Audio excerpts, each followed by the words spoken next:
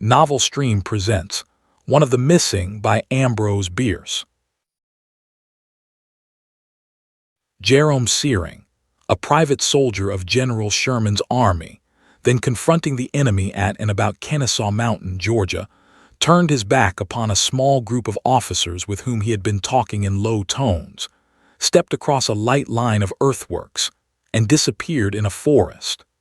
None of the men in line behind the works had said a word to him, nor had he so much as nodded to them in passing, but all who saw understood that this brave man had been entrusted with some perilous duty. Jerome Searing, though a private, did not serve in the ranks. He was detailed for service at division headquarters, being borne upon the rolls as an orderly. Orderly is a word covering a multitude of duties.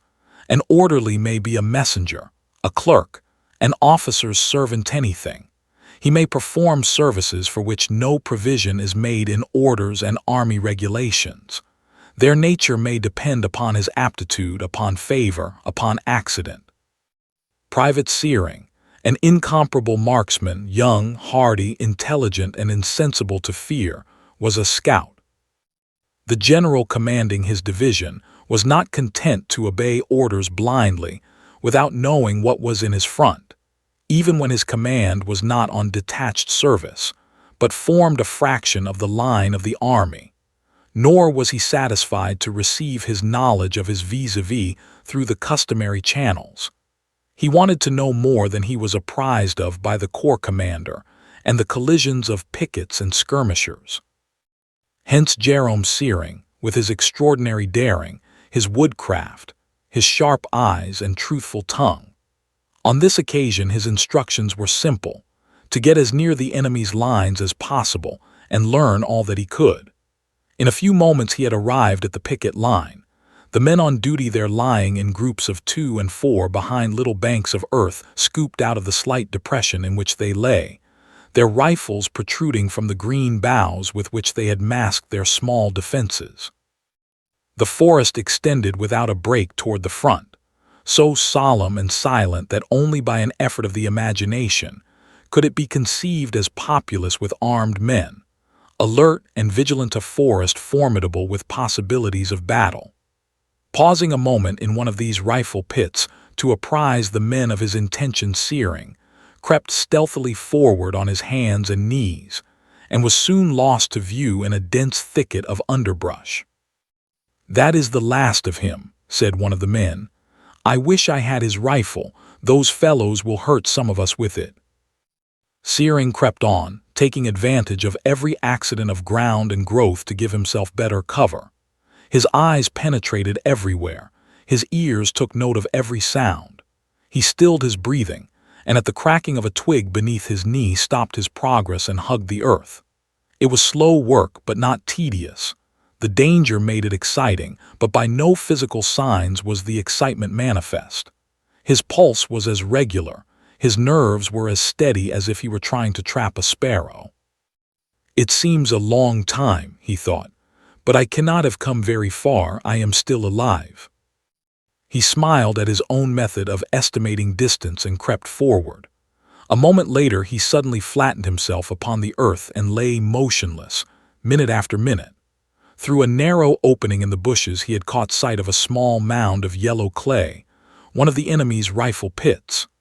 After some little time he cautiously raised his head, inch by inch, then his body upon his hands, spread out on each side of him, all the while intently regarding the hillock of clay. In another moment he was upon his feet, rifle in hand, striding rapidly forward with little attempt at concealment. He had rightly interpreted the signs, whatever they were. The enemy was gone. To assure himself beyond a doubt before going back to report upon so important a matter, Searing pushed forward across the line of abandoned pits, running from cover to cover in the more open forest, his eyes vigilant to discover possible stragglers. He came to the edge of a plantation, one of those forlorn, deserted homesteads of the last years of the war, upgrown with brambles, ugly with broken fences, and desolate with vacant buildings having blank apertures in place of doors and windows. After a keen reconnaissance from the safe seclusion of a clump of young pines, Searing ran lightly across a field and through an orchard to a small structure which stood apart from the other farm buildings, on a slight elevation. This he thought would enable him to overlook a large scope of country in the direction that he supposed the enemy to have taken in withdrawing. This building, which had originally consisted of a single room elevated upon 4 posts about 10 feet high, was now little more than a roof. The floor had fallen away, the joists and planks loosely piled on the ground below or resting on end at various angles, not wholly torn from their fastenings above. The supporting posts were themselves no longer vertical. It looked as if the whole edifice would go down at the touch of a finger. Concealing himself in the debris of joists and flooring, Searing looked across the open ground between his point of view and a spur of Kennesaw Mountain, a half-mile away. A road leading up and across this spur was crowded with troops, the rear guard of the retiring enemy, their gun barrels gleaming in the morning sunlight. Searing had now learned all that he could hope to know. It was his duty to return to his own command with all possible speed and report his discovery. But the gray column of Confederates toiling up the mountain road was singularly tempting. His rifle, an ordinary Springfield but fitted with a globe sight and hair trigger, would easily send its ounce and a quarter of lead hissing into their midst. That would probably not affect the duration and result of the war, but it is the business of a soldier to kill. It is also his habit if he is a good soldier. Searing cocked his rifle and set the trigger. But it was decreed from the beginning of time that Private Searing was not to murder anybody that bright summer morning, nor was the Confederate retreat to be announced by him. For countless ages events had been so matching themselves together in that wondrous mosaic to some parts of which, dimly discernible, we give the name of history, that the acts which he had in will would have marred the harmony of the pattern. Some 25 years previously, the power charged with the execution of the work, according to the design, had provided against that mischance by causing the birth of a certain male child in a little village at the foot of the Carpathian Mountains, had carefully reared it, supervised its education, directed its desires into a military channel, and in due time made it an officer of artillery. By the concurrence of an infinite number of favoring influences and their preponderance over an infinite number of opposing ones, this officer of artillery had been made to commit a breach of discipline and flee from his native country to avoid punishment. He had been directed to New Orleans instead of New York, where a recruiting officer awaited him on the wharf. He was enlisted and promoted, and things were so ordered that he now commanded a Confederate battery some 2 miles along the line from where Jerome Searing, the Federal scout, stood cocking his rifle. Nothing had been neglected, at every step in the progress of both these men's lives, and in the lives of their contemporaries and ancestors, and in the lives of the contemporaries of their ancestors, the right thing had been done to bring about the desired result. Had anything in all this vast concatenation been overlooked, Private Searing might have fired on the retreating Confederates that morning, and would perhaps have missed. As it fell out, a Confederate captain of artillery, having nothing better to do while awaiting his turn to pull out and be off, amused himself by sighting a field piece obliquely to his right at what he mistook for some Federal officers on the crest of a hill, and discharged it. The shot flew high of its mark. As Jerome Searing drew back the hammer of his rifle, and with his eyes upon the distant Confederates considered where he could plant his shot with the best hope of making a widow or an orphan or a childless mother, perhaps all three, for Private Searing, although he had repeatedly refused promotion, was not without a certain kind of ambition. He heard a rushing sound in the air, like that made by the wings of a great bird swooping down upon its prey. More quickly than he could apprehend the gradation, it increased to a hoarse and horrible roar, as the missile that made it sprang at him out of the sky, striking with a deafening impact one of the posts supporting the confusion of timbers above him, smashing it into matchwood, and bringing down the crazy edifice with a loud clatter, in clouds of blinding dust. When Jerome Searing recovered consciousness, he did not at once understand what had occurred. It was, indeed, some time before he opened his eyes. For a while he believed that he had died and been buried, and he tried to recall some portions of the burial service. He thought that his wife was kneeling upon his grave, adding her weight to that of the earth upon his breast. The two of them, widow and earth, had crushed his coffin. Unless the children should persuade her to go home, he would not much longer be able to breathe. He felt a sense of wrong. I cannot speak to her, he thought. The dead have no voice, and if I open my eyes I shall get them full of earth. He opened his eyes. A great expanse of blue sky rising from a fringe of the tops of trees. In the foreground, shutting out some of the trees, a high, dun mound, angular in outline and crossed by an intricate patternless system of straight lines, the whole an immeasurable distance away, a distance so inconceivably great that it fatigued him, and he closed his eyes. The moment that he did so, he was conscious of an insufferable light. A sound was in his ears like the low, rhythmic thunder of a distant sea breaking in successive waves upon the beach, and out of this noise, seeming a part of it, or possibly coming from beyond it, and intermingled with its ceaseless undertone, came the articulate words, "Jerome Searing, you are caught like a rat in a trap, trap. Suddenly there fell a great silence, a black darkness, an infinite tranquility, and Jerome Searing, perfectly conscious of his rathood, and well assured of the trap that he was in, remembering all and nowise alarmed, again opened his eyes to reconnoiter, to note the strength of his enemy, to plan his defense. He was caught in a reclining posture, his back firmly supported by a solid beam. Another lay across his breast, but he had been able to shrink a little away from it so that it no longer oppressed him, though it was immovable. A brace joining it at an angle had wedged him against a pile of boards on his left, fastening the arm on that side. His legs, slightly parted and straight along the ground, were covered upward to the knees with a mass of debris which towered above his narrow horizon. His head was as rigidly fixed as in a vice. He could move his eyes, his chin no more. Only his right arm was partly free. "You must help us out of this," he said to it. But he could not get it from under the heavy timber athwart his chest, nor move it outward more than 6 inches at the elbow. Searing was not seriously injured, nor did he suffer pain. A smart rap on the head from a flying fragment of the splintered post, incurred simultaneously with the frightfully sudden shock to the nervous system, had momentarily dazed him.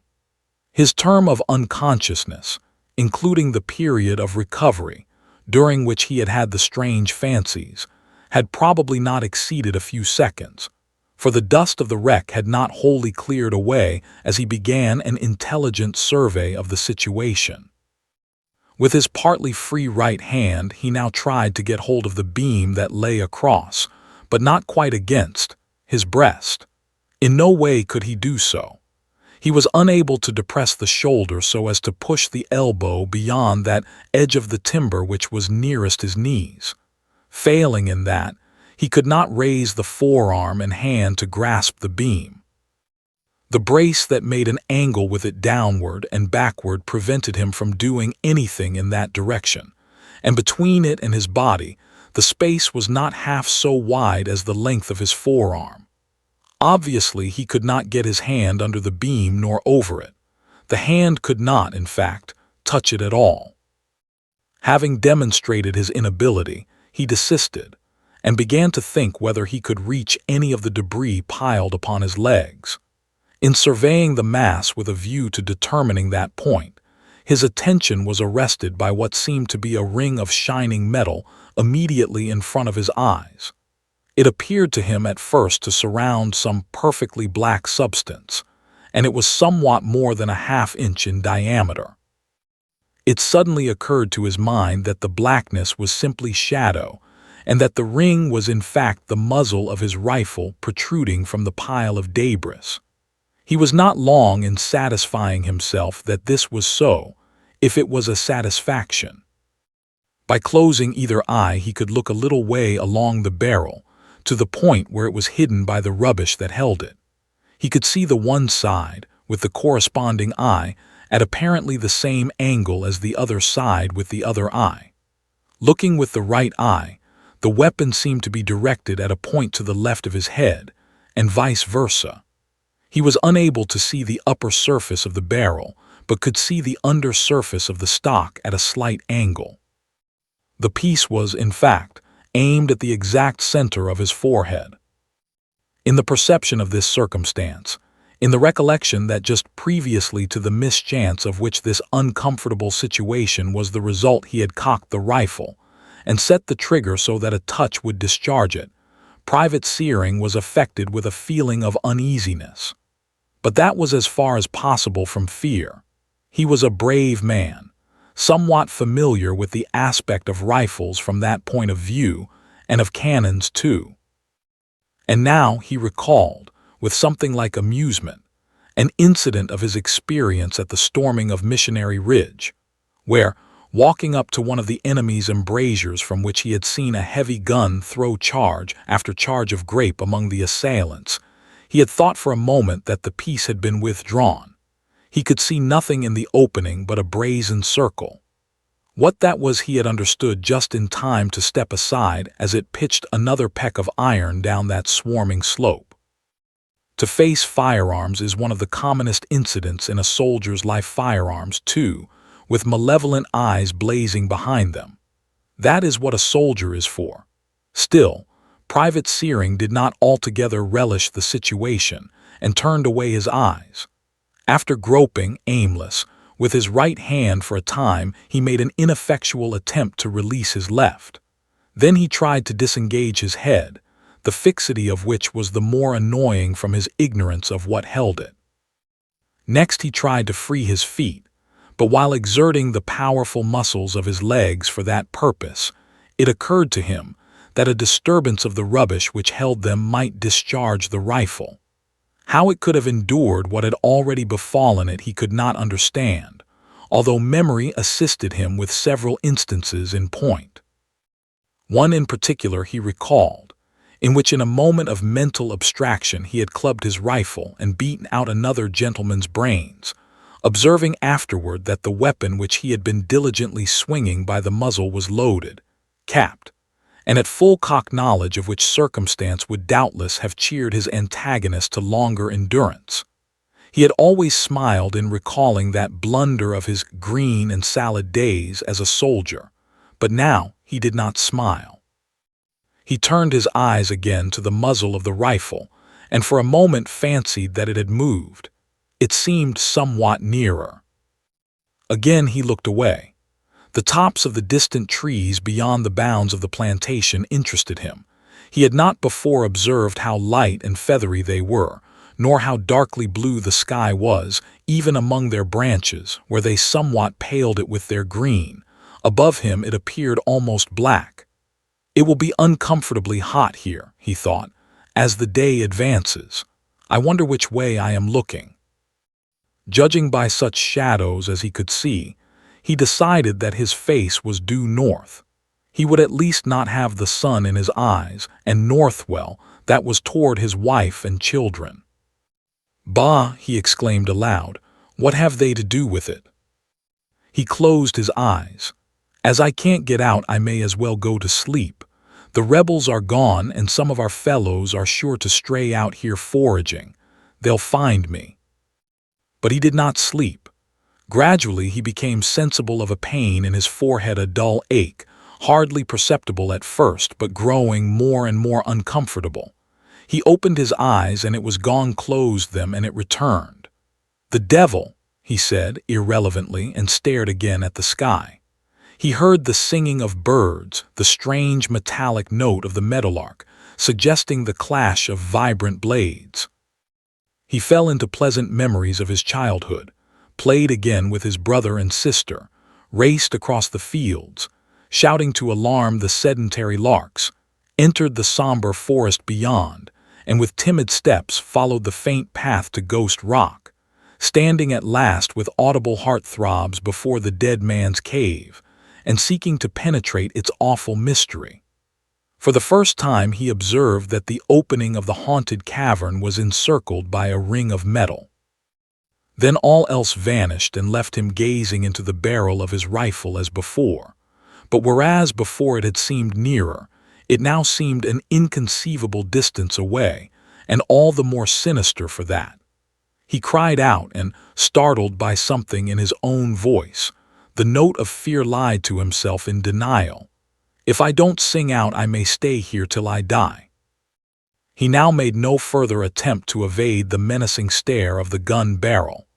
If he turned away his eyes an instant, it was to look for assistance, although he could not see the ground on either side of the ruin, and he permitted them to return, obedient to the imperative fascination. If he closed them, it was from weariness, and instantly the poignant pain in his forehead, the prophecy and menace of the bullet forced him to reopen them. The tension of nerve and brain was too severe. Nature came to his relief with intervals of unconsciousness. Reviving from one of these, he became sensible of a sharp, smarting pain in his right hand, and when he worked his fingers together or rubbed his palm with them, he could feel that they were wet and slippery. He could not see the hand, but he knew the sensation. It was running blood. In his delirium, he had beaten it against the jagged fragments of the wreck, had clutched it full of splinters. He resolved that he would meet his fate more manfully. He was a plain, common soldier, had no religion and not much philosophy. He could not die like a hero, with great and wise last words, even if there had been someone to hear them, but he could die game, and he would. But if he could only know when to expect the shot. Some rats which had probably inhabited the shed came sneaking and scampering about. One of them mounted the pile of debris that held the rifle, another followed, and another. Searing regarded them at first with indifference, then with friendly interest. Then, as the thought flashed into his bewildered mind that they might touch the trigger of his rifle, he cursed them and ordered them to go away. "It is no business of yours," he cried. The creatures went away. They would return later, attack his face, gnaw away his nose, cut his throat. He knew that, but he hoped by that time to be dead. Nothing could now unfix his gaze from the little ring of metal with its black interior. The pain in his forehead was fierce and incessant. He felt it gradually penetrating the brain more and more deeply, until at last its progress was arrested by the wood at the back of his head. It grew momentarily more insufferable. He began wantonly beating his lacerated hand against the splinters again to counteract that horrible ache. It seemed to throb with a slow, regular recurrence, each pulsation sharper than the preceding, and sometimes he cried out, thinking he felt the fatal bullet. No thoughts of home, of wife and children, of country, of glory. The whole record of memory was effaced. The world had passed away, not a vestige remained. Here in this confusion of timbers and boards is the sole universe. Here is immortality in time, each pain an everlasting life. The throbs tick off eternities. Jerome Searing, the man of courage, the formidable enemy, the strong, resolute warrior, was as pale as a ghost. His jaw was fallen, his eyes protruded, he trembled in every fiber. A cold sweat bathed his entire body. He screamed with fear. He was not insane, he was terrified. In groping about with his torn and bleeding hand, he seized at last a strip of board, and pulling, felt it give way. It lay parallel with his body, and by bending his elbow as much as the contracted space would permit, he could draw it a few inches at a time. Finally, it was altogether loosened from the wreckage covering his legs. He could lift it clear of the ground its whole length. A great hope came into his mind. Perhaps he could work it upward, that is to say backward, far enough to lift the end and push aside the rifle. Or, if that were too tightly wedged, so place the strip of board as to deflect the bullet. With this object he passed it backward inch by inch, hardly daring to breathe lest that act somehow defeat his intent, and more than ever unable to remove his eyes from the rifle, which might perhaps now hasten to improve its waning opportunity. Something at least had been gained. In the occupation of his mind in this attempt at self-defense, he was less sensible of the pain in his head and had ceased to wince. But he was still dreadfully frightened, and his teeth rattled like castanets. The strip of board ceased to move to the suasion of his hand. He tugged at it with all his strength, changed the direction of its length all he could, but it had met some extended obstruction behind him, and the end in front was still too far away to clear the pile of debris and reach the muzzle of the gun. It extended, indeed, nearly as far as the trigger guard, which, uncovered by the rubbish, he could imperfectly see with his right eye. He tried to break the strip with his hand, but had no leverage. In his defeat, all his terror returned, augmented tenfold. The black aperture of the rifle appeared to threaten a sharper and more imminent death in punishment of his rebellion. The track of the bullet through his head ached with an intenser anguish. He began to tremble again. Suddenly he became composed. His tremor subsided. He clenched his teeth and drew down his eyebrows. He had not exhausted his means of defense. A new design had shaped itself in his mind, another plan of battle. Raising the front end of the strip of board, he carefully pushed it forward through the wreckage at the side of the rifle until it pressed against the trigger guard. Then he moved the end slowly outward until he could feel that it had cleared it. Then, closing his eyes, thrust it against the trigger with all his strength. There was no explosion. The rifle had been discharged as it dropped from his hand when the building fell, but it did its work. Lieutenant Adrian Searing, in command of the picket guard on that part of the line through which his brother Jerome had passed on his mission, sat with attentive ears in his breastwork behind the line. Not the faintest sound escaped him. The cry of a bird, the barking of a squirrel, the noise of the wind among the pines, all were anxiously noted by his overstrained sense.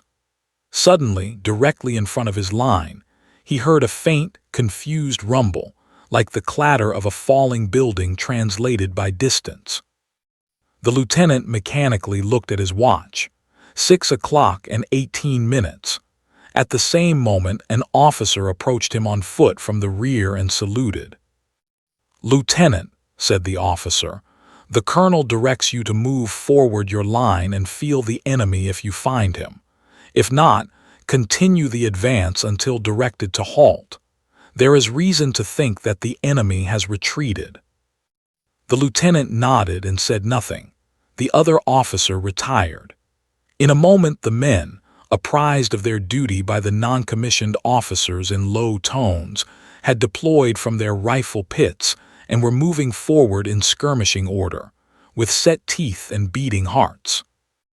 This line of skirmishers sweeps across the plantation toward the mountain.